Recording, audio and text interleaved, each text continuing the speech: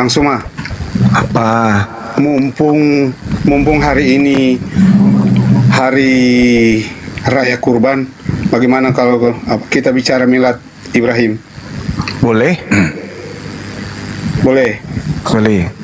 Jadi kau Saya tanya Bandung dulu, itu tadi malam mengatakan, saya tanya dulu, apakah pantas kalian berbicara tentang mila Abraham, ajaran Abraham? Kalian dari keturunan mananya? Ishak atau Ismail? ya pantas tidak pantas kan ini kan lagi diskusi, Bang. Oke. Oke. Tapi Itu kan Anda diskusi. tapi itu PR Anda. Sehat saja pikiran. Itu Ya, PR buat saja. Anda gitu. Ajaran Kristen itu dari keturunannya Ishak. Iya. Yang mana yang mengajarkan Kristen Oke. itu? Kan gitu ya? Oh, PR nanti saya jawab ya. Iya. Kan kamu sudah bilang itu PR. Iya. Oke. Enggak, ini harus sebentar saya moderatorin. Jadi kalau kami di Islam nanti dijelaskan banyak mila Ibrahim, kamu juga jelaskan kenapa bisa berubah dari korban hewan menjadi korban darah anak manusia ya, biar imbang ya Banyuma ya. Yes. Oke. Oh, boleh. Oke, silakan. Ya, jadi begini ya.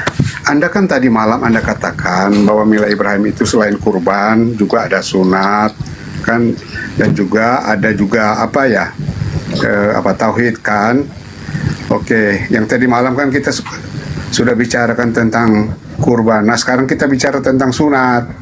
Yes. Anda sunat. Yang kemarin saya tanya Anda sunat. Ya, sunat. Ya, Iya. berarti Anda mengikuti mila Ibrahim. Anda yang Islam saja mengikuti mila Ibrahim. Ya, saya Iya. tanya Anda, Ya. apakah Muhammad itu mengikuti mila Ibrahim dengan menyudatkan ujung kulubnya atau bagaimana? Nah, kalau Iya. Oke. Saya jawab. ujung kulubnya di sunat, itu disunat oleh siapa?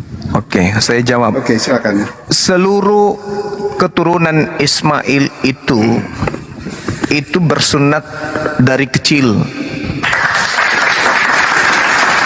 Tidak ada itu istilah jutaan orang Arab yang menerima Islam, yang tadinya mereka menyembah berhala, begitu masuk Islam di usia dewasa kayak para sahabatnya Umar, Utsman, Abu Bakar, habis itu mereka kemudian disunat. Tidak ada itu. Ingat, di Islam itu ada hadits. Hadits itu adalah berita yang muncul tentang keadaan Rasulullah dengan para sahabatnya. Ada nggak Anda temukan satu hadits di mana para sahabat disunat begitu mereka melantunkan syahadatain? Ada nggak? Nggak ada. Kenapa? Karena orang Arab itu secara turun-temurun sudah menjadi rutinitas budaya mereka dari nenek moyang mereka, Nabi Ibrahim bersunat. Jadi ngapain di Al-Quran Nabi Muhammad disunat? Ngapain emang surah kabar? Jadi tidak ada. Selayaknya Nabi Musa, tidak ada itu cerita Nabi Musa disunat. Tak ada cerita Daud disunat. Nggak ada. Kenapa? Karena mereka adalah keturunan Abraham. Diceritakan atau tidak diceritakan, dunia tahu keturunan Abraham baik dari Ismail maupun dari Ishak, semuanya pasti bersunat. Nggak ada yang tidak. Kalau Anda mengatakan Nabi Muhammad tidak bersunat karena di Al-Quran tidak diceritakan Nabi Muhammad bersunat, berarti Anda menuduh bahwa Nabi Musa yang membawa hukum sunat itu tidak bersunat. Kenapa? Karena di dalam Taurat tidak ada diceritakan Nabi Musa bersunat.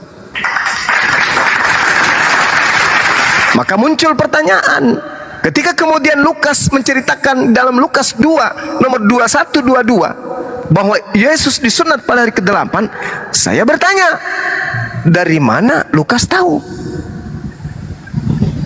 Kan itu pertanyaan saya.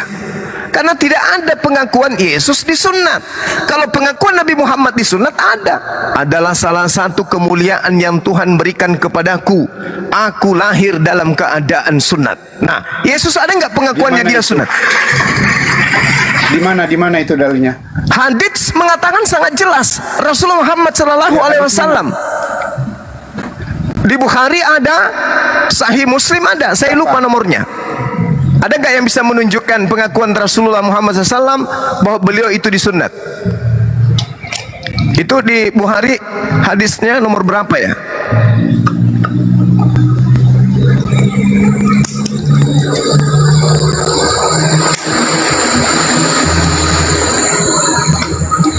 Ada yang ingat, tolong dicatat di bawah teman-teman.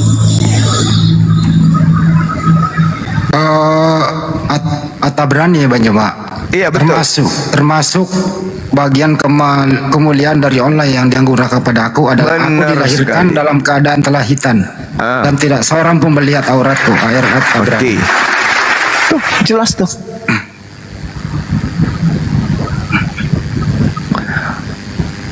Di hadis mana tadi? Anas bin Malik radhiyallahu anhu berkata, beliau baginda Rasulullah Muhammad sallallahu alaihi wasallam bersabda, termasuk bagian daripada kemuliaan dari Allah untukku, aku dilahirkan dalam keadaan telah dikhitan dan tidak seorang pun melihat auratku. Itu. Oke, di mana itu? Hadis mana? Saya lupa nomor hadisnya itu nomor berapa. Udah, saya tunjukkan nih. Iya, itu tunjukin kan. Wah, ayat Panjang Tabrani sekali pertanyaanmu. Giliran kamu ditanya melempem. Gak apa-apa, kita jawab aja. Nih, ya. Saya baca bahasa Arabnya, sebentar. Ya, hadis apa itu namanya? Rawahu Tabrani. Ini di NU online juga ada. Apa? NU online. Di NU di online, hadis maksudnya Rawahu apa? di hadis Rawahu Tabrani. Rahu Tabrani. Iya, nih saya bacakan bahasa Arabnya ya. Min karomati Ini apa ini? al Sahih. ini saya bacakan. Nah, dulu orang Ini baca. atau Wih, mana? Sohih ini aduh, Hadis sahih ya. Sohih ini ya, saya bacakan ya. Ya, Man ya. karomati alallahi an ulidtu mahtunan walam yaro ahadun sawati. Sauati. Termasuk bagian kemuliaan dari Allah yang dianugerahkan kepadaku adalah aku dilahirkan dalam keadaan telah dihitan dan tidak ada seorang pun melihat auratku. Dah, hadis sahih ini dari NU Online nih. NU Online ini adalah website resmi dari Nahdlatul Ulama. Jeder. Lanjut Gurunda. Sekarang pengakuan Yesus disunat tertulis di mana? Enggak, ini pengakuan nabiku sudah ada. Sekarang pengakuan Tuhanmu disunat di mana tertulis? Di mana tertulis? Kau bisa kooperatif nggak kalau ditanya? Lu jawab juga. Yang kerjamu hanya bertanya. Saya tanya satu penghargaan nih. Saya mau tahu pendalaman materimu terhadap tuduhan kepada Nabi Muhammad tidak bersunat karena tidak ada pengakuannya. Kita sudah tunjukkan pengakuannya. Nah, ada nggak Yesus mengaku disunat pada hari ke-8? Silakan tunjukkan. Jangan kau kira bahwa kau aman. Loh, saya tidak perlu dari kamu. Emang siapa? Sekarang kau tunjukkan aja dulu. Kau tunjukkan ke saya Yesusmu itu disunat. Di mana tertulis? Ayo jawab. Jangan kau kira bahwa kau nggak bisa aman. diskusi dia. Nggak bisa diskusi dia. Mana jawabannya? Lu Yesus sunat pengakuan itu apa? Yesus. Pengakuan Yesus disunat itu tertulis di mana? Itu pengertian sunat itu apa? Ya, lu Nenek nggak bisa Bukit diskusi Fair, dia. udah, kamu turun. Kamu Nggak ke bisa gereja, diskusi kamu dia. turun. Kamu ke Nggak gereja. bisa diskusi Cuma kau. Kamu ke Kau kira gereja, saya tidak tahu emut apa-apa. anus pendeta. Nggak bisa diskusi. Saja. Giliran ditanya balik nggak bisa. Inilah pemakan babi ini, nggak bisa diskusi. Ditanya balik ngangak dia. Nah, kalau ditanya balik tuh jawab jujur. Oh, nggak ada kayak begitu Banyuman tertulis. Yang ada hanyalah Lukas yang menulis. Jujur gitu nggak apa-apa kok. Iya, Masya Allah. Tinggal dijawab. Oh, Yesus nggak pernah mengklaim dirinya disunat, tapi Lukas yang menulis disunat pada 8 hari. Iya, Jujur gitu dong menjawab, kan asik. betul. Baru kita lanjut lagi gitu loh. Baru kita iklan dulu. Iklan dulu, screenshot, screen share. Silakan tambahin dikit Bang Juma. Apaan sih lo? Jadi teman-teman sekalian, sedikit ya sebelum iklan ya. Perlu dipahami ini sama dengan tradisi Yudaism. Kalau nggak percaya nanti dimanapun komal, Anda tanyai Akhi Billy yang praktis Yudaism. benar enggak bahwa ada beberapa nabi yang lahir dalam keadaan sunat? Kalau dia mendalami tentang materi fikih di dalam kitabnya, pasti mengatakan iya.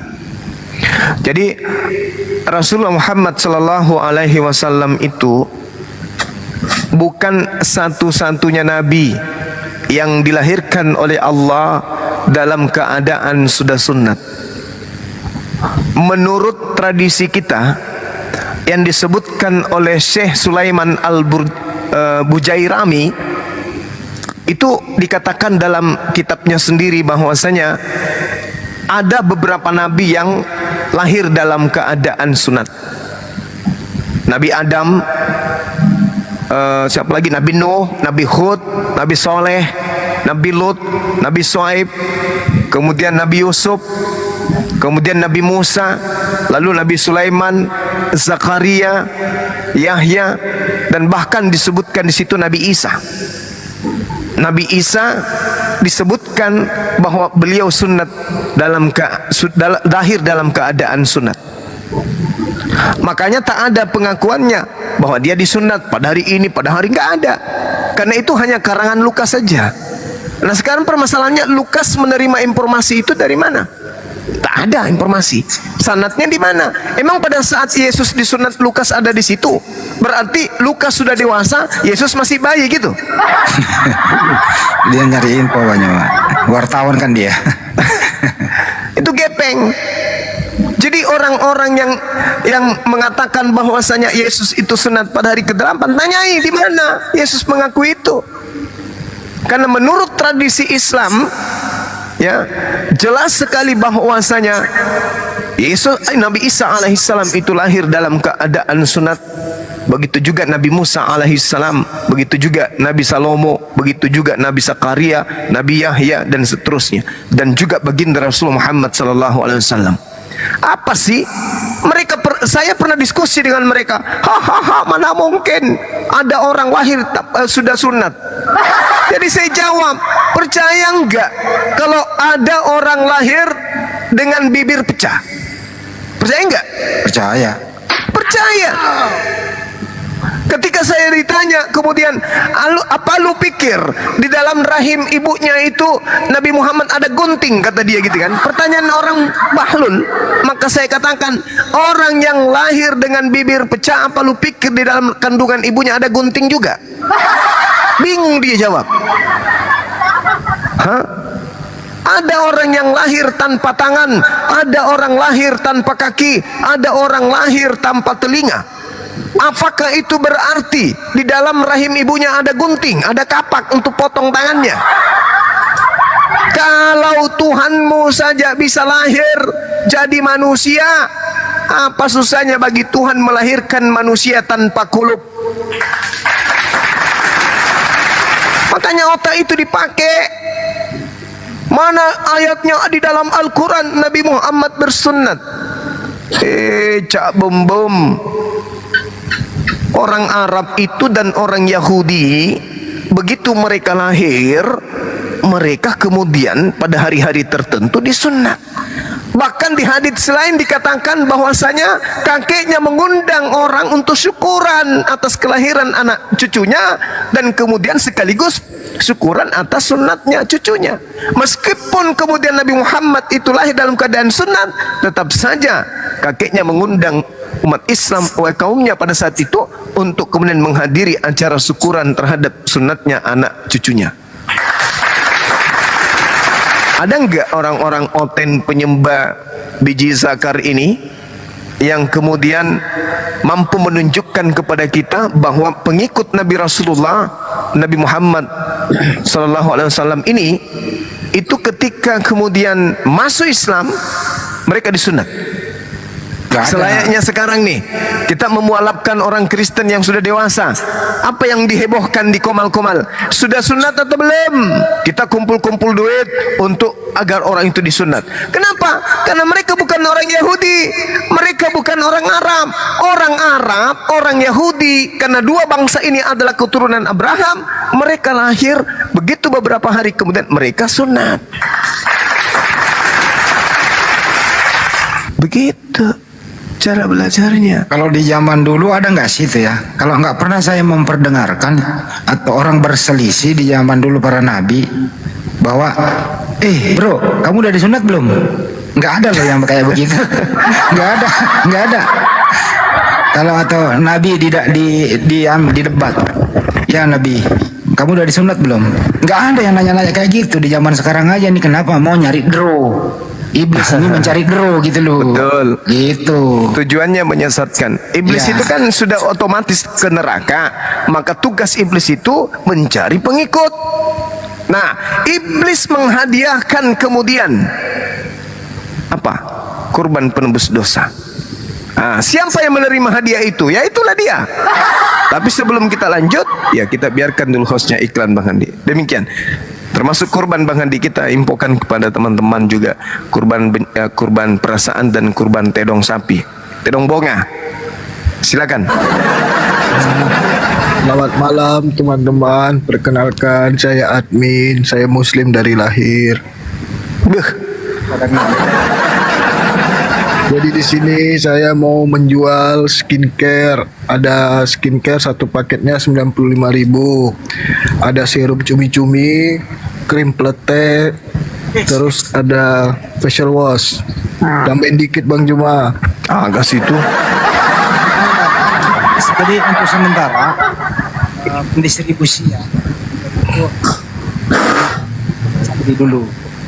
Nah, untuk teman-teman yang berminat untuk skincare bisa langsung follow nih akunnya nih yang saya besarin. Ini sudah ada keranjang kuningnya. Jadi teman-teman nggak perlu chat aku lagi lewat WA, langsung aja klik keranjang kuning.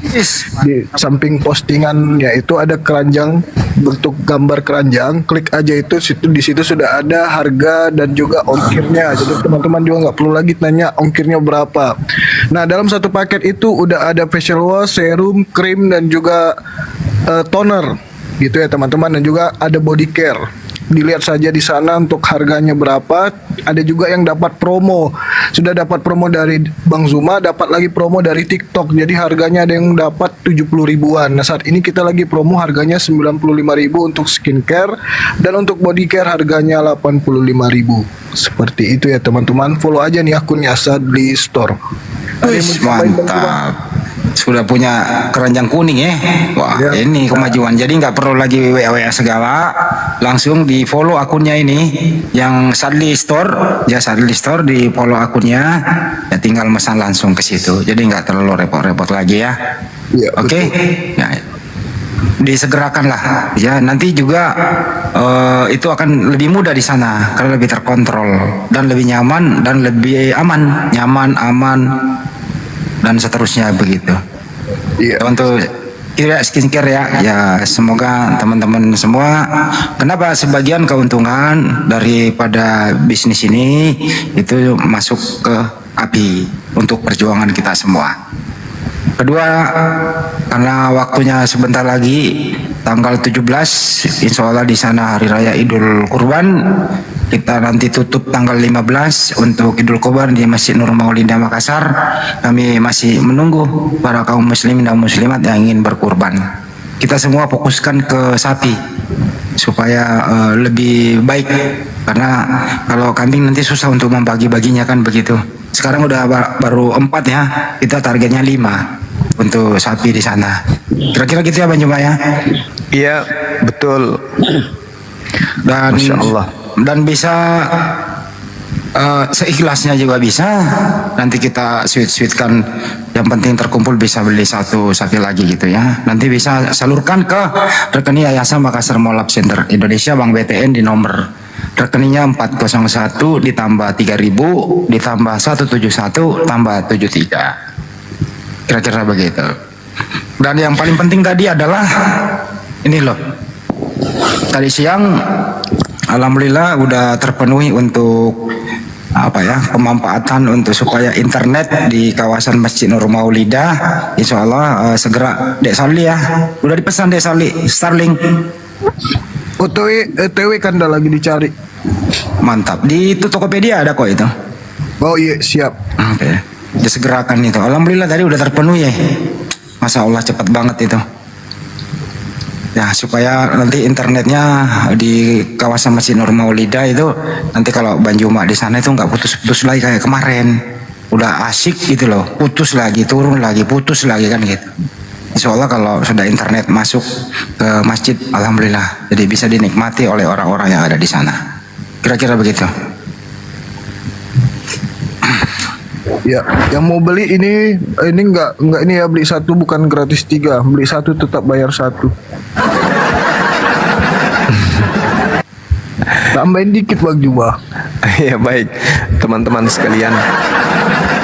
Jadi dengan belanja tentang king-care di kita itu king-care-nya untuk umat. Kenapa saya katakan untuk umat juga? Karena di situ ada fee yang akan diberikan kepada Apologet Islam Indonesia untuk mengembangkan organisasi ini.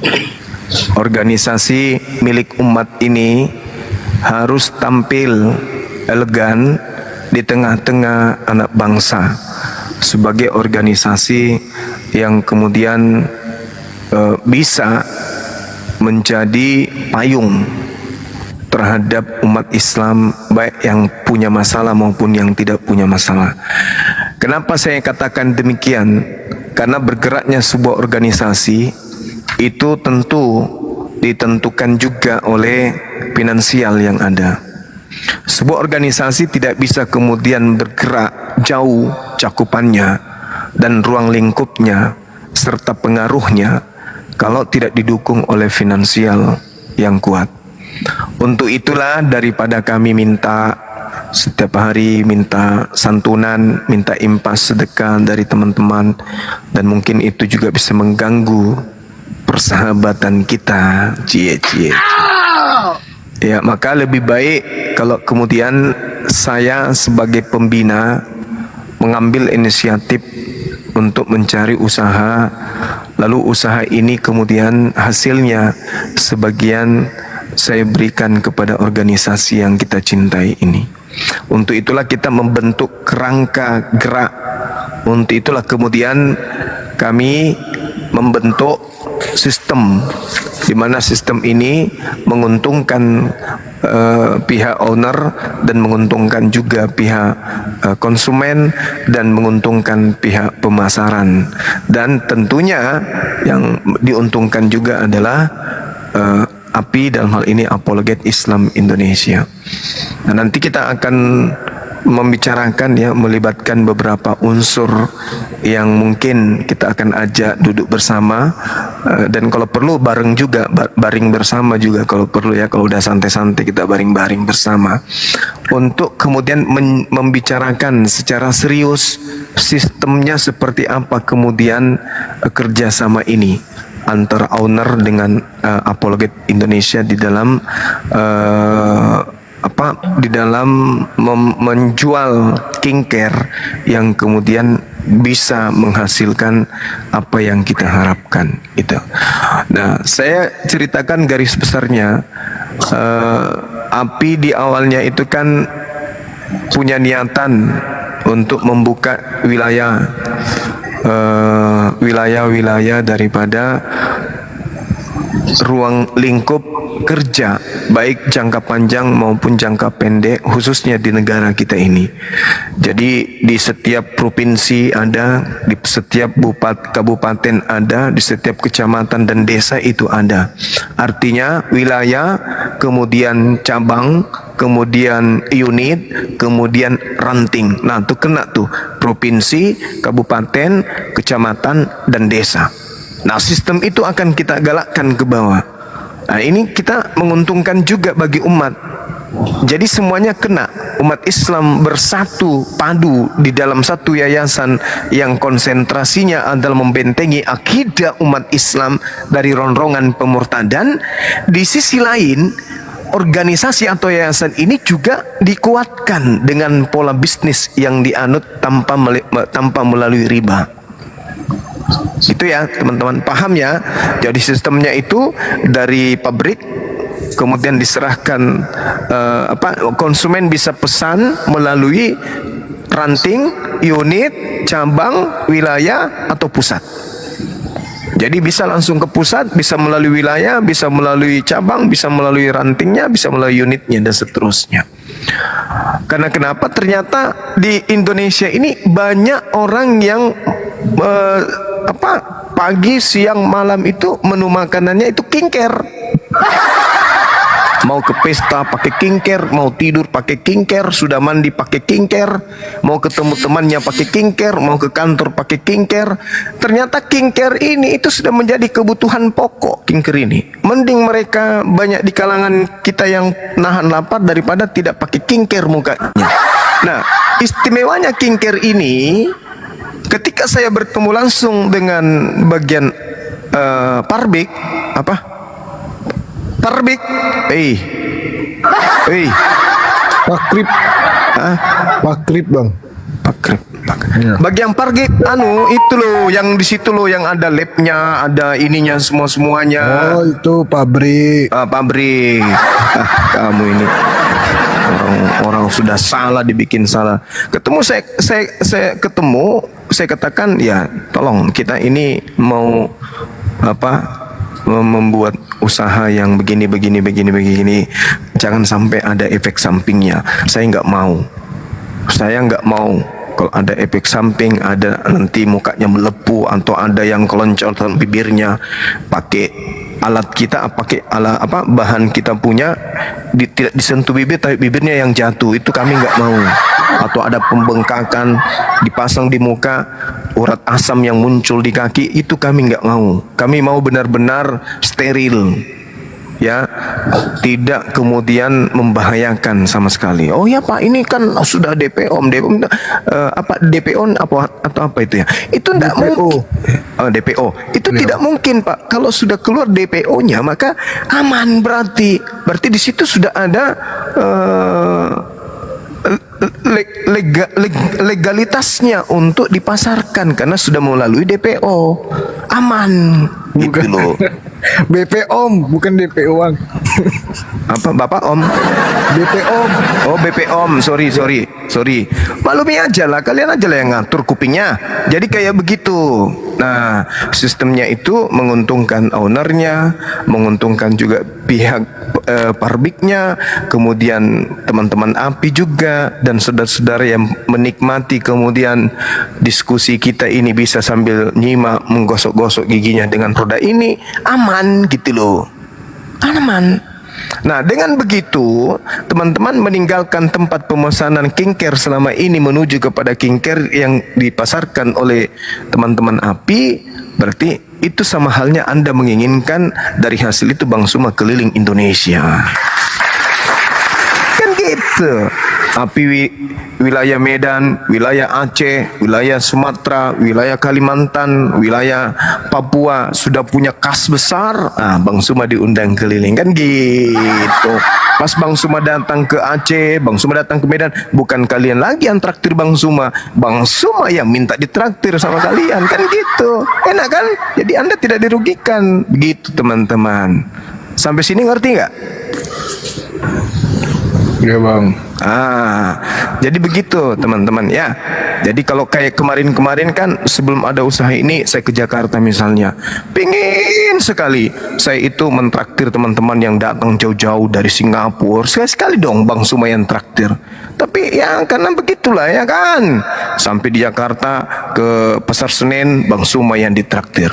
Ya kan, ke Mangga 3 Bang Suma yang ditraktir, kemana-mana Bang Suma terus yang ditraktir. Nah, kedepannya kita berharap begitu saya ke Jawa, begitu saya ke Papua, begitu saya ke Kalimantan, jangan lagi kemudian Anda yang mentraktir saya, kebalik, saya yang minta ditraktir sama Anda, kan gitu, kan enak toh, saling menguntungkan kan, jadi tidak ada yang dirugikan. Nah, itulah salah satu kemudian kenapa ada inisiatif ini muncul untuk mengajak teman-teman itu beragama dengan santai, dalam arti kata melakukan rutinitas ritual, tidak dipusingi lagi tentang ekonomi.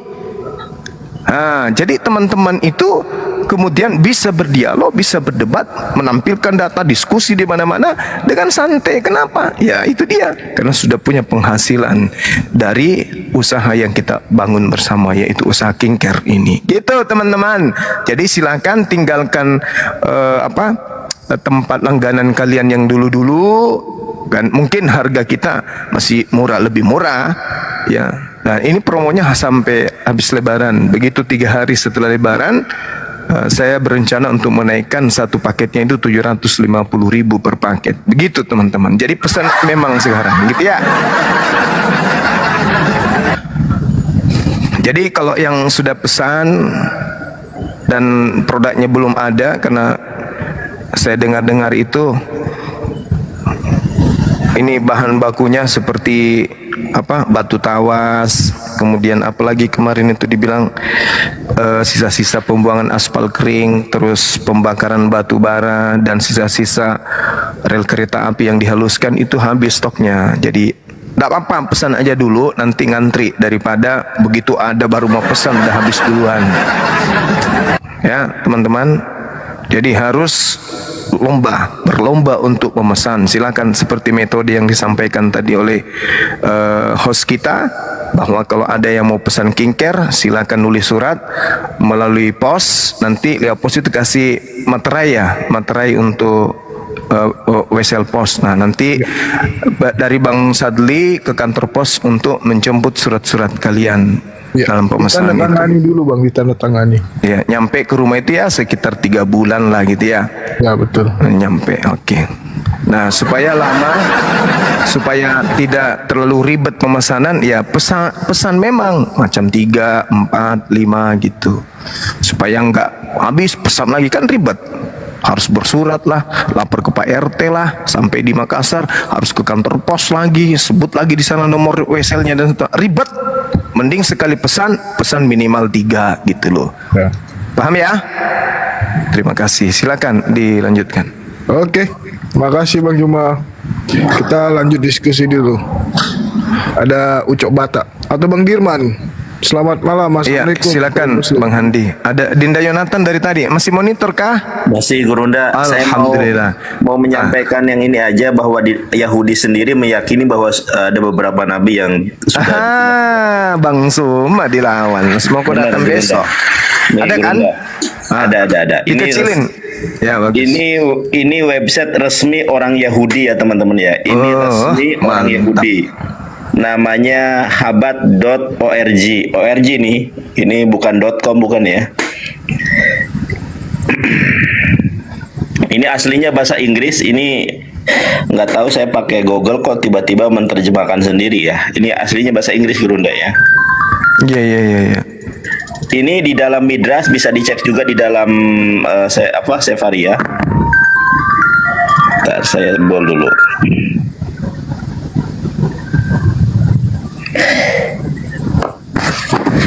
Terlahir di sunat adalah ekspresi kesempurnaan spiritual sebetulnya nih.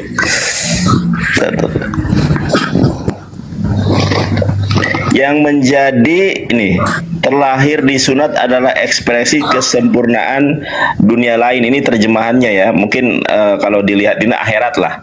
Yang menjadi ciri orang yang akan berbicara tatap muka dengan Tuhan.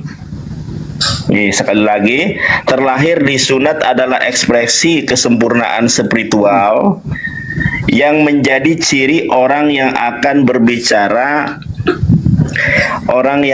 berbicara dengan Tuhan. Midras Tanhuma mencantumkan Musa di antara 7 orang istimewa yang dilahirkan dengan disunat. Mereka adalah Adam. Adam lahir sudah disunat. Set, Nuh, Yakub, Yusuf, Musa, dan Ayub. Jadi menurut orang Yahudi sendiri ada beberapa nabi yang lahir dalam keadaan sunat Gurunda. Dan ini adalah ciri khas orang yang akan bertatap muka dengan Tuhan.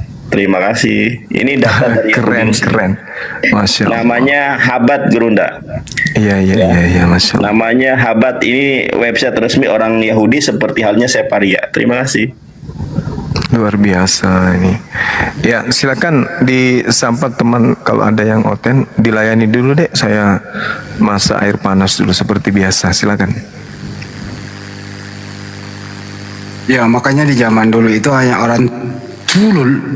Kalau sesama cowok menanyakan kau udah disunat belum, itu nggak perlu dipertanyakan, mereka udah paham gitu loh. Hanya orang-orang yang di zaman sekarang yang berkulup, yang bau terasi, bau sangit ini gitu, yang bertanya gitu loh, yang mempermasalahkan. Ya udah, kita sambut lagi. Siapa nih? Evangelion, kau udah buka mic, kenapa? Mau nanya apa?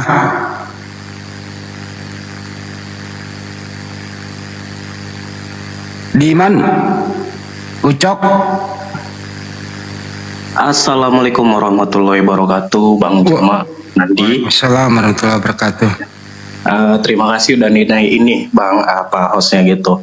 Izin ini Bang mau nanggapin masalah sunat tadi, kan pas lewat tuh dengar Bang Juma tuh tadi cerita kalau diceritakan lahir tanpa disunat itu katanya lah guntingnya dari mana dalam kandungan kan gitu tadi Bang Andi kan. Ini mau izin ya Bang Andi sampai nyampaikan sedikit ilmu aja, bukan maksud menggurui ya Bang ya. Dalam dunia medis itu memang ada Bang Andi kondisi orang lahir tanpa disunat, namanya apostia gitu loh. Nama kondisi medisnya itu apostia, artinya ketika dalam kandungan memang dia tidak terbentuk prepusiumnya gitu, tidak terbentuk kulumnya gitu. Dan fenomena ini kan masih terus ada sampai sekarang. Bahkan kan kalau di kampung-kampung istilahnya orang yang terlahir dengan kondisi seperti ini dibilangnya sunat nabi gitu kan. Biasanya kan kalau udah orang yang terlahir seperti ini tuh bakalan dimasukin pesantren biasanya karena dibilangnya oh ini orang alim gitu. Menyampaikan itu aja sih Bang Andi, karena capek juga dengar-dengar masalah sunat ini jadi bahan serangan terus, karena memang kondisi itu ada gitu. Nama medisnya apostia. Untuk kawan-kawan yang lain boleh di search di Google, itu nama kondisi medis apostia. Memang nanti dia lahir dalam keadaan seperti disunat gitu, karena memang prepusium atau kulumnya itu di dalam kandungan itu tidak terbentuk. Itu aja sih Bang Andi, terima kasih. Assalamualaikum warahmatullahi wabarakatuh. Jadi di zaman modern ini juga dokter banyak menemukan bahwa ada bayi lahir sudah dalam keadaan hitam gitu ya, ya Bang ya. Iya Bang Andi ya. Oke. Tapi apapun itu, mereka ini kenyataan, fakta, kebenaran, memang mereka sudah selalu mengingkari itu. Karena sudah digerogoti oleh iblis memang yang mengarahkan dirinya, ya kebenaran itu jangan dilihat. Pokoknya iblis di dalam dirinya itu bahwa ya kebenaran itu bukan kebenaran sebenarnya menurut mereka. Harus disalah-salahin. Yang penting happy, ya itulah iblis happy di sana. Memang kan iblis ini memang untuk ditugaskan untuk merasuki, menggerogoti manusia. Agar apa? Ya agar kebenaran itu dibutakan matanya untuk menikmati kebenaran. Tapi mereka merasa bahagia, merasa happy. Itu kenyataan sekarang. Ada yang bisa disadarkan, ada yang tidak. Ada yang arogan, ada yang proaktif dan kooperatif. Ya yang kayak tadi naik di sini ya semuanya tidak proaktif atau tidak kooperatif. Ya mereka memang sudah di setting dan sudah termindset di pikirannya bahwa ya ajaran Islam itu, ajaran para nabi itu nggak baik. Mereka sudah termindset bahwa yang benar adalah ajaran dari Romawi yang dibawa Belanda masuk di Indonesia. Itu yang mereka benar menurut mereka. Contohnya kami umat Islam tiap tahun kita Idul Kurban. Mereka sekali seumur hidup mengorbankan anak orang. Bayangkan kita kira-kira begitu ya. Anak orang dikorbankan demi untuk menebus dosa dan dijadiin Tuhan sekali seumur hidup. Itulah. Jadi tadi saya buka ini diskusi. Mari kita diskusi dengan data, kejujuran yang utamanya, sopan santun. Kalau sekiranya sudah tidak ada memadai, ya sudah, lego aja, kita nggak ketawa kok. Seperti pertanyaan Bang Juma. Tolong tunjukkan pengakuan Yesus sudah tersunat. Ya nggak ada, ngomong dong, jawab. Oh nggak ada. Kalau Yesus mengklaim dirinya disunat nggak ada. Yang ada hanya Lukas yang menulis gitu. Ya kita maklumi gitu loh. Tapi kalau kau masih ngeyel ya kita tak berain aja di Matius 5 bahwa malam itu juga Yesus dilahirkan, malam itu juga dibawa ke Mesir. perjalanan dari Yerusalem ke Mesir itu jauh gitu loh. Nah, Lukas menulis pada usia 8 hari disunat. Padahal Yesus ada di Mesir. Kenapa disunatnya Yerusalem? Nah, inilah kalau wartawan kurang akurat dalam memberikan argumentasi dan tulisannya. Karena apa? Ya narasumber tidak ditemuin. Hanya menanyakan orang-orang yang duduk di mana ditanyain. Saksi-saksi dan pelayan firman katanya. Gitu kira-kira teman-teman. Kalau mereka datang dengan jujur kita maklumi kok. Oh begitu tuh agamamu. Tapi kalau lu datang arogan, ya tidak ada tempat bagimu lah. Kita sambut lagi teman yang baru masuk, silakan. Bang Rizky atau ini Angelio dari tadi diam aja lu. Silakan Bang Rizky. Assalamualaikum warahmatullahi wabarakatuh. Waalaikumsalam warahmatullahi wabarakatuh.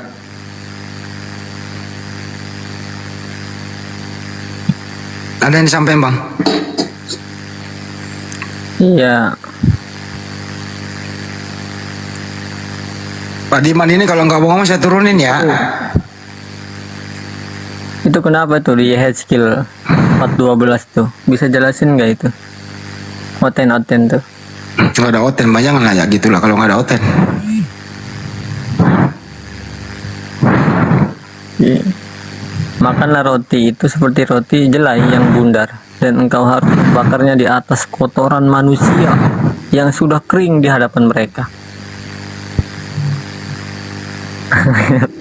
Ayat apa itu?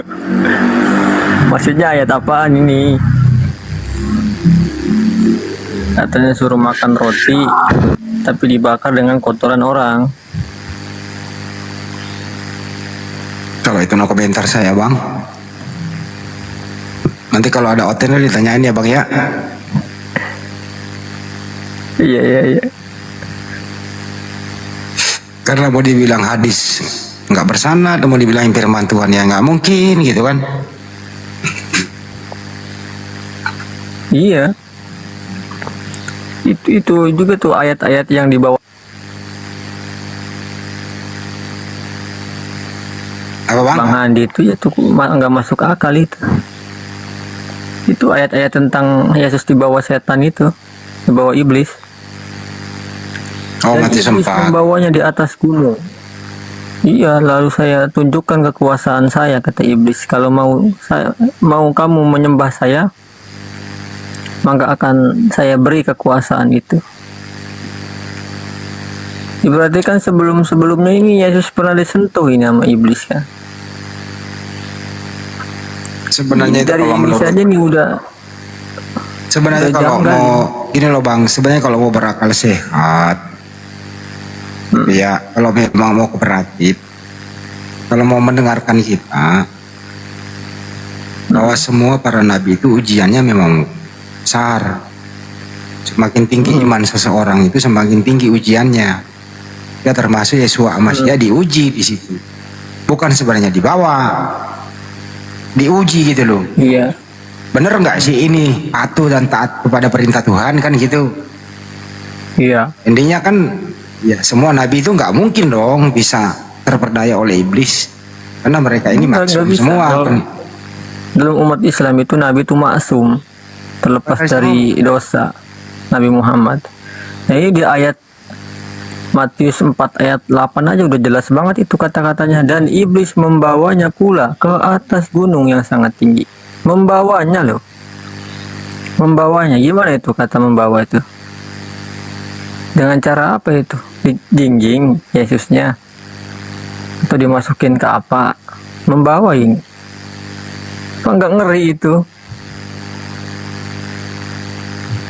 Kan tadi saya udah ngomong mana potong.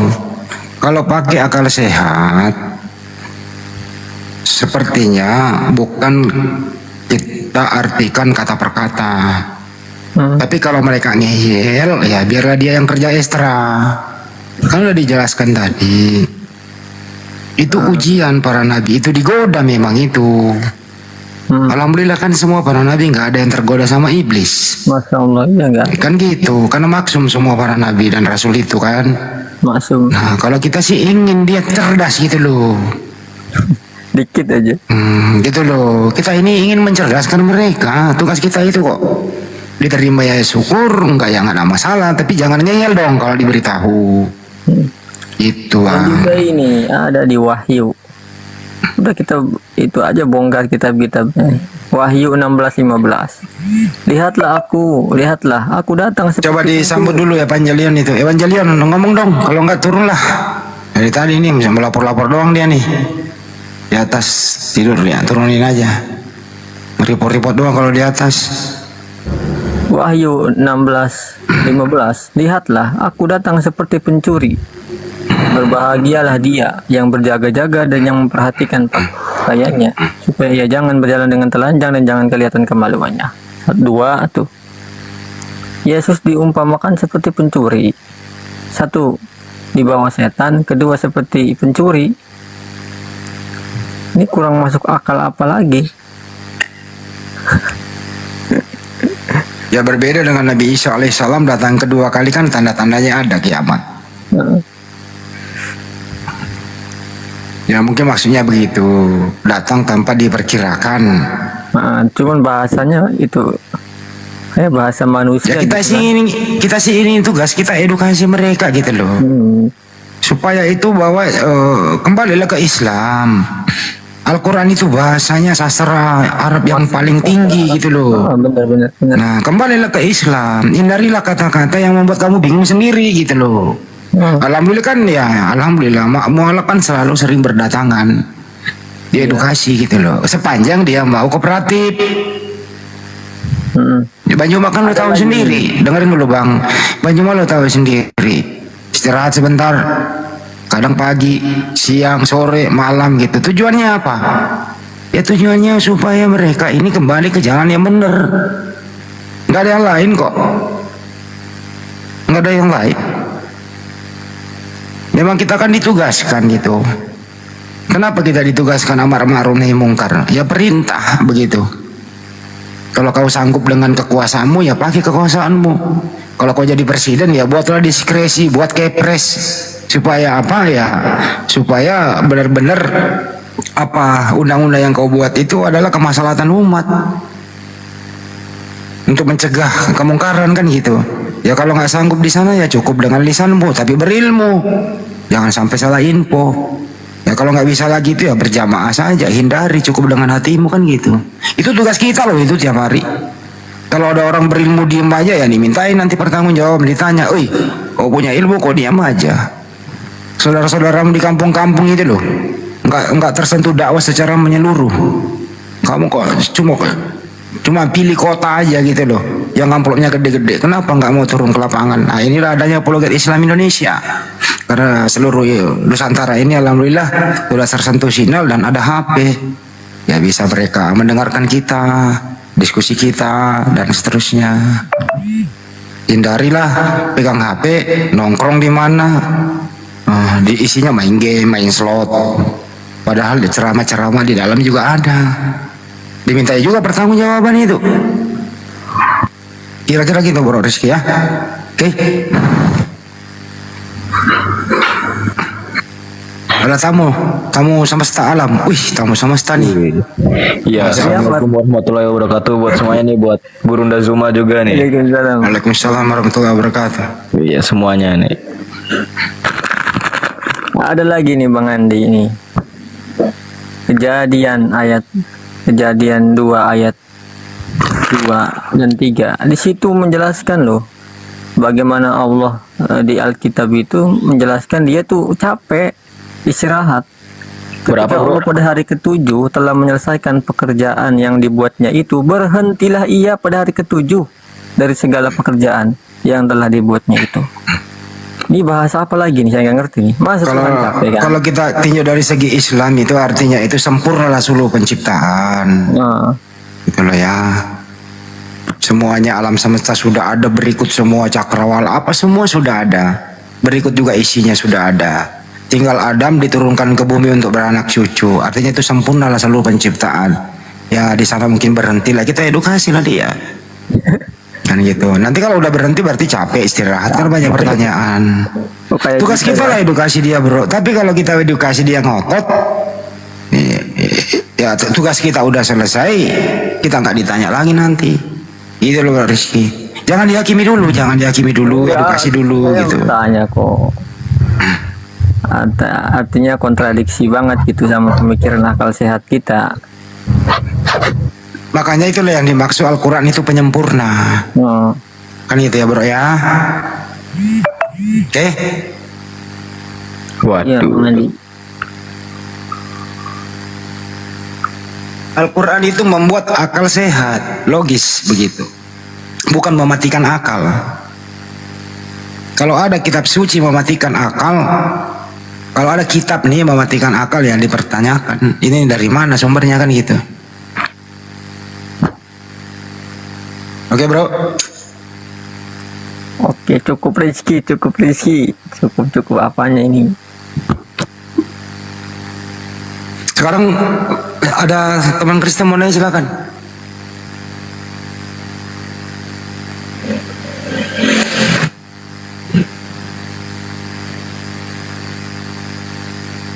Yang jelas tugas saya adalah panitia Idul Kurban di Masjid Nur Maulida ya, tetap menghimbau teman-teman gitu ya. Karena saya diberi tugas oleh Banyuma, ya saya harus mengumandangkan sebelum tanggal 15. Kalau ingin berkurban di Masjid Nur Maulida silahkan, kami masih menunggu gitu. Karena kita ini tiap tahun berkurban bagi orang yang mampu seikhlasnya kan begitu. Beda sama sebelah, sekali berkurban ngorbanin anak orang yang nggak ada perintah kan gitu. Ditanya perintahnya mana, jawabannya ada nubuatan. Nubuatannya di mana? Dia kutip salah kitab orang, Yesaya 53, Yesaya 95, macam-macam. Para udah jelas perintah Tuhan dilarang membunuh orang yang tidak bersalah. Yesus tidak punya salah, ya dia nggak pantas lah. Di jawabannya apa? Melingkar-lingkar gitu, kayak tadi. Apa yang buat dia melingkar? Ya karena turut termain saat itu loh. Cuplis sudah berkecamuk, susah untuk disembuhkan, terutama si Wahab.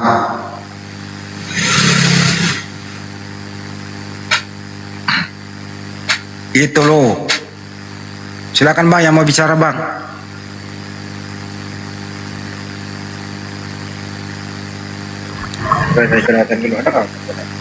Ya.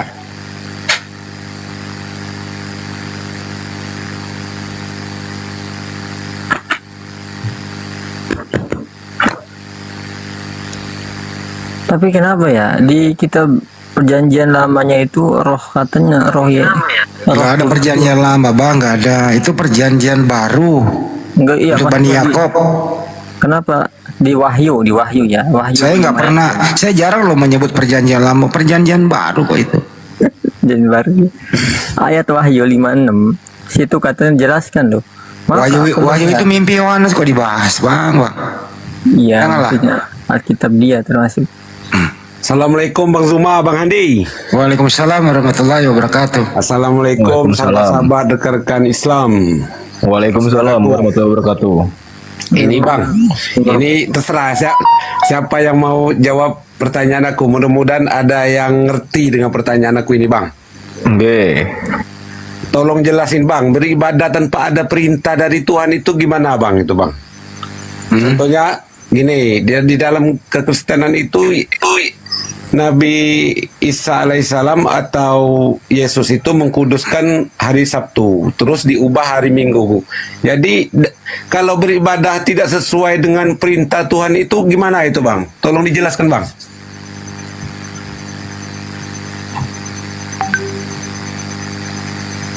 Ya Anda boleh baca surah An-Nisa ayat 59 bang. Kalau di Islam itu jelas, taatilah Allah, Rasul, pemimpin kamu. Taatilah semuanya kan, ulil amri.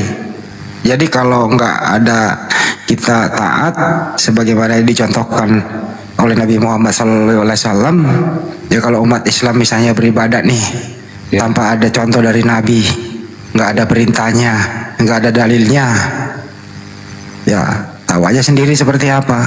Iya Bang. Kayak begitu juga orang sebelah, ya biar dia yang mikir lah bang. Masa ada ibadah dibuat-buat sendiri? Maksudnya ibadah itu kan perintah dari Tuhan. Ada nabi yang mencontohkan, nah, baru itu yang benar kan? Iya. Kan gitulah bang. Kalau kita ibadah tanpa perintah dari Tuhan itu atau ibadah yang kita bikin-bikin sendiri tanpa jelas itu kan ke neraka hukumnya bang. Ya pastilah bang. Jangan gitu bang. Sholat aja lu rubah-rubah. Ada perintah sholat tapi lu rubah. Nauzubillah bin sali kan. Apalagi nggak ada perintahnya. Iya ya. Nah itu aja sih bang. Oke. Berarti kalau Kudus itu ya hari Sabat itu tetap hari Sabtu ya bang ya? Ya pastilah bang, namanya sahabat. Ya, bukan hari Minggu kan bang? Ya bukan lah, tapi mereka kan selalu mengarahkan ke sana. Ya. Ya mudah-mudahan ada yang menerima bang gitu bang. Beribadah tanpa perintah Tuhan itu mudah-mudahan ada yang menerima gitu. Ya bang. Ya itu aja bang, aku mau turun bang. Assalamualaikum saudara-saudaraku. Waalaikumsalam warahmatullahi wabarakatuh. Sehat semua. Ya janganlah membuat ibadah kalau nggak ada perintah. Wassalam itu namanya.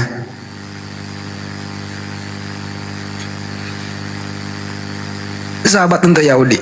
Aduh. Ada lagi yang mau naik silakan. Belum ditutup nih.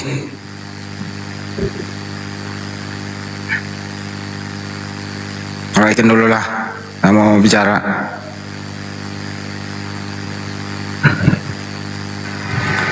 Silakan yang baru naik, monggo. Assalamualaikum warahmatullahi wabarakatuh, Bang Andi. Waalaikumsalam warahmatullahi wabarakatuh. Mau nanya ini, kan dulu pernah dengar Bang Kores ngomong di Indonesia itu Yahudi ada kisaran berapa ya, 3.000. Nah itu Yahudi di Indonesia itu keturunan dari sana apa cuma sebatas keyakinannya aja itu? Mohon dijawab Bang Handi. Oh Yahudi di Indonesia? Iya. Ya aku nggak bisa nanggapin tuh bang, aku belum pernah survei. Yang jelas ya pasti mungkin ada keturunannya lah bang. Ya bisa jadi juga enggak ada, tapi dia ingin ke Yahudian. Bisa jadi gitu loh, tapi ya saya nggak punya kewenangan ya. Saya nggak mau survei lah orang-orang kayak begituan. Buang-buang waktu bang. Kalau mereka ngaku ya bodo amat lah, ngaku-ngaku aja udah. Ada kan yang ngaku malah Yahudi rohani. Iya, soalnya banyak yang mengaku Yahudi. Ya nggak apa-apa lah bang. Yang penting kan tidak ada urusan dengan Islam kalau dia ngaku-ngaku. Iya sih, cuma buat pengetahuan aja. Ya udah gitu doang Bang Handi, cuma mau nanya itu. Izin turun. Assalamualaikum warahmatullahi wabarakatuh. Oke bang.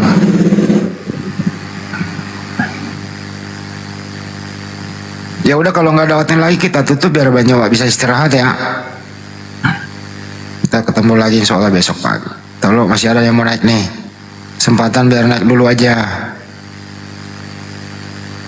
Nggak enak loh minta dibawa. Habis ini kita tutup. Ya. Assalamualaikum Bang Andi. Waalaikumsalam warahmatullahi wabarakatuh. Iya mohon maaf. Ini mau nanya Bang Sadli, itu nggak bisa di-affiliate ya itu store-nya? Apa itu affiliate kak? Ini Bang, jadi kalau misalnya kita mau mempromosikan, kita taruh keranjang kuning juga. Soalnya saya coba tambahkan ke affiliate, belum dibuka kayaknya sama Bang Sadli itu. Oh nggak ngerti, soalnya ini baru dia approve kemarin 2 hari yang lalu, jadi ya ini aja aku masih ngeraba-geraba gitu. Iya. Nantilah ya. Iya Bang. Jadi kita kan tinggal klik aja gitu, tinggal affiliate masukkan ke keranjang kuning Api Kepri gitu maksudnya kalau lagi live gitu Bang. Oh iya boleh nanti aku coba. Mohon dibuka Bang kalau bisa. Kami juga ingin mempromosikan juga gitu. Oh iya juga. Dia affiliate namanya ya, artinya langsung diambil dibagikan gitu ya. Iya. Jadi nanti mereka ngeklik keranjang kuning di saya tapi langsung terhubung ke Bang Sadli. Oh gitu ya boleh. Nanti Bang Sadli yang kirim kan dari sana kan Bang Sadli. Mungkin Jadi semua yang monitor Bang Sadli semua itu nanti begitu Bang. ya mungkin teman-teman yang udah pernah jualan di TikTok Shop mungkin bisa hubungin aku, ajarin aku kayak mana nih. Ini aja aku masih belajarnya lewat YouTube. Buka affiliate. Nah, itu Bang, cari cara buka affiliate di YouTube coba. Bagian nanti aku coba ya. Lu polos banget sih Li. Tinggal ada di pengaturannya aja tuh Bang. Di pengaturannya dibuka untuk affiliate gitu aja sih. Siap Kak. Baik, nanti aku coba ya. Bismillah. Ajarin. Oke Bang. Li lu polos banget sih jadi orang lu. Nanti jadi setiap DPW bisa masukin ke keranjang mereka gitu Bang. Jadi kan mudah itu, lebih mudah lagi ininya. Siap. Affiliate namanya ya. Ya, affiliate. Kalau nggak salah affiliate itu orang mana? Orang Burundi affiliate itu. Bukan ya? Istilahnya affiliate, dropshipper gitu kan. Maksudnya kalau itu tinggal dibagikan. Iya, betul Bagikan. Bang. Pengiriman semuanya nanti ke Bang Sadli itu. Iya, cuman dibantu untuk Promosi aja. Iya. Jadi kalau orang klik itu langsung ke akun Akunnya Bang pusatnya. Sadli. Iya, betul. Iya. Oh, nah bahasa kerennya itu api apa? Affiliate. Oh ya. Wih, turu. Ya. Boleh. Iya. Satu masukan lu dengerin tuh, masukan tuh. Iya. Jangan. Iya kan, dan nanti aku pelajari. Nanti Di pengaturan Bang Sadli ada itu di pengaturan di TikTok apa? Seller Center ya? Iya, nanti Nah, di TikTok aja. Seller Centernya itu di pengaturannya ada itu untuk Oke, membuka Kak. affiliate. Terus Bang Sadli mau ngasih keuntungan kita affiliate tuh berapa persen itu ada tuh di situ. Mungkin Bang Sadli mau kasih kita 10%, 5% ada itu di situ. Ini aja belum bisa beli rokok Kak. Nenek kiper lah. Masih harga modal ini. Iya, enggak apa-apa Bang Sadli. Sedikit-sedikit lama-lama menjadi gitu. Amin. Jujur kali. Sudah begitu aja ini promo.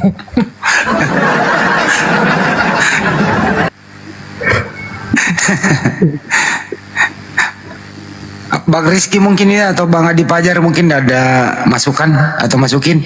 Silakan kalau ada masukin. Masukan. Nah, masukan bukan Bang masukin. Adi, Ya. nanti kemana-mana pikirannya.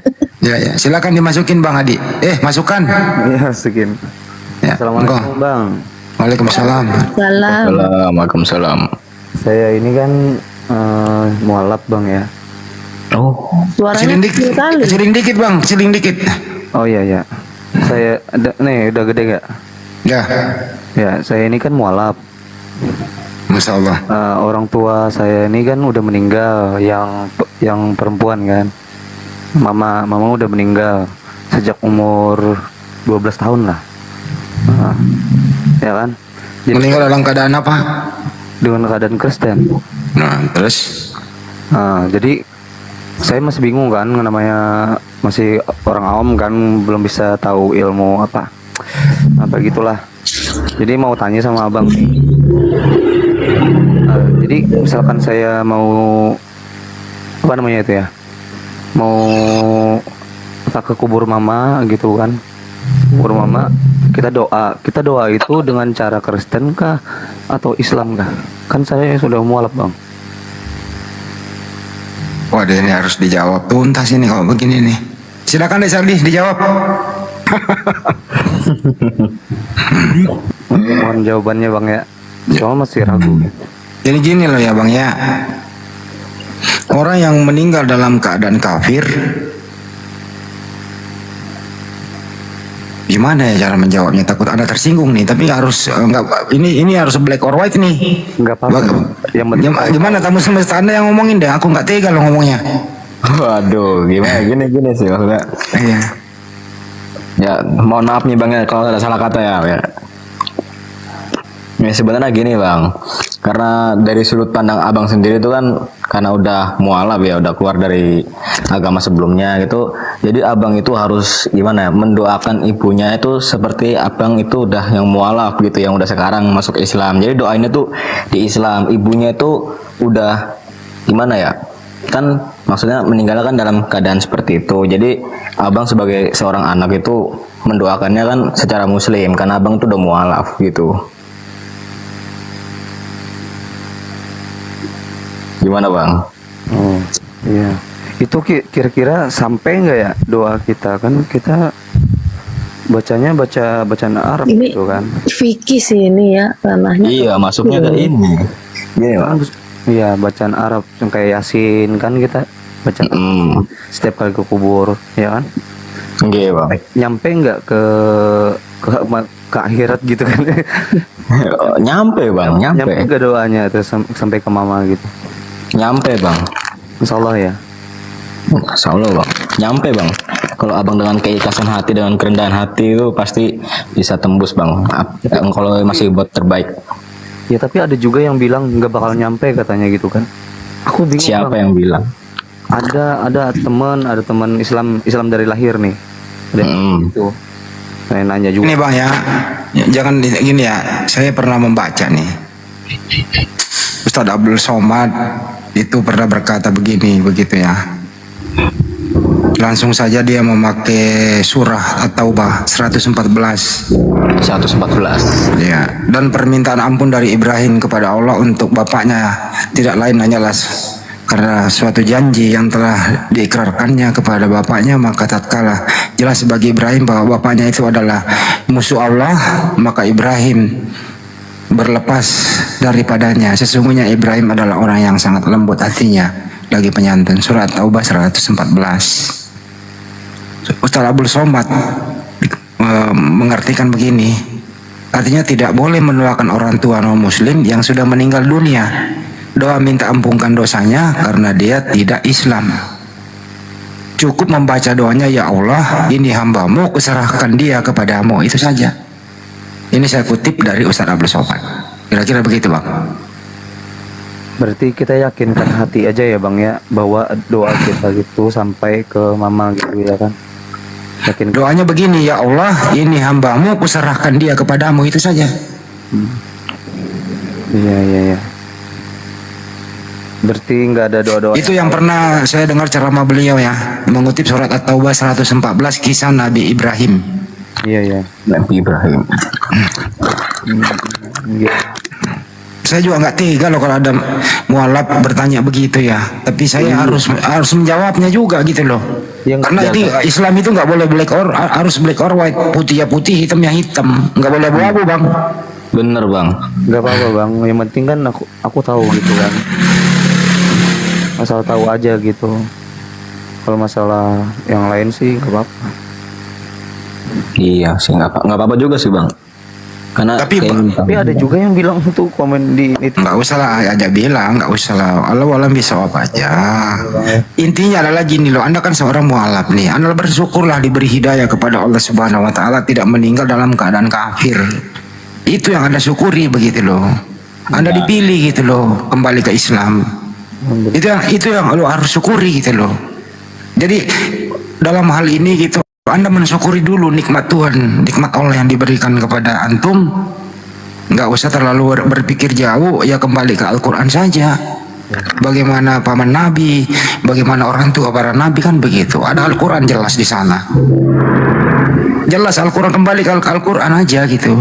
Tapi mau tanya lagi, ada teman kan, dia awalnya Kristen, terus dia masuk Islam, terus Kristen lagi, terus dia Islam lagi. Itu sebutannya gimana tuh bang? Kamu nggak terlalu dengerin suaranya nih, kecil kali. Iya, jauh. Suaranya jauh. Gini bang, cek. Ada bang, ada. Ya, ini ada teman aku ya bang ya. Awalnya kan dia Kristen, terus dia Islam, masuk Islam, terus merasa ragu gitu kan bang, masuk lagi dia Kristen, terus masuk Islam terakhirnya. Itu gimana sebutannya bang? Dia nggak ada masalah. Enggak. Berarti dia Muslim. Kecuali dia kafir lagi ya, terus mau balik nggak bisa. Itu namanya mempermainkan, nggak bisa. Iya. Mempermainkan. Katanya dia sih dia niatannya nggak ada niat mempermainkan sih. Jangan katanya dia, tapi dalilnya mempermainkan. Oh ya. Jangan dengerin kata dia. Dia ngejelasin sama saya kan. Saya mau mencari tahu yang mana ajaran yang paling benar gitu. Tapi akhirnya dia ke Islam juga sih. Gitu. Ya udah disyukuri aja kembali ke Islam. Kalau dia murtad lagi ya wassalam. Oh iya iya. Berarti emang benar ya. Saya sampaikan gitu juga sih. Ya Islam aja udah kata saya. Jangan balik lagi gitu. Islam itu sebenarnya nggak membutuhkan kita yang butuh Islam loh. Iya iya. Kan dari hati ya bang ya. Kenapa kita membutuhkan Islam? Karena kita butuh selamat. Gitu ya. Iya bang. Oke, makasih ya bang. Itu aja ya, Anda sudah bersyukur udah kembali ke Islam. Ya itu aja saja. Serahkan semua kepada Allah, begitu aja. Pasti istiqomah saya. Artinya apa? Ada perbandingan bahwa Anda itu sudah diberi hidayah. Kan tidak semua orang diberi hidayah loh mas. Iya. Nah itu Anda syukuri di situ. Nah, tapi kan nggak tahu juga, mungkin di penghujung hidupnya ibumu begitu, dia mengucapkan 2 kalimat syahadat kan, nggak ada yang tahu. Nah itu aja lo pegang, kalau mau lo bahagia menghibur diri kan gitu. Siapa tahu ya, di penghujung ibu saya sebelum malaikat mencabut nyawanya dia mengucapkan 2 kalimat syahadat dalam hatinya, ya bisa jadi toh. Yang saya dengar nggak ada yang tahu itu. Yang saya dengar nggak ada yang tahu, nggak ada yang menjamin. Iya sih. Tapi kata-kata terakhir dari ibu saya ingat gini, dia ngucapin sama saya kan, di jaga adik-adikmu ya, gitu. Jaga adik-adikmu. Terus rebahan kan langsung udah nggak ada lagi.